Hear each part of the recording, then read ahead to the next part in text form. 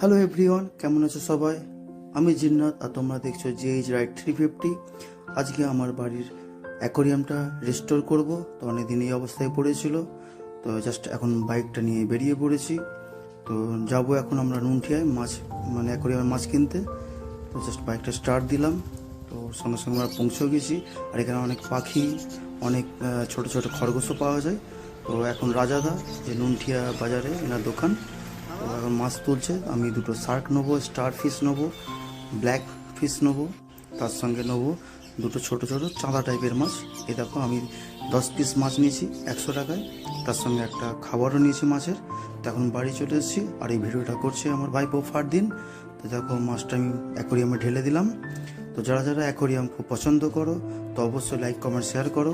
আর যারা আমার ভিডিওটা পছন্দ করো, তারা অবশ্যই শেয়ার করো। তার সঙ্গে আমার চ্যানেল JH রাইড 350 অবশ্যই সাবস্ক্রাইব করে দিও।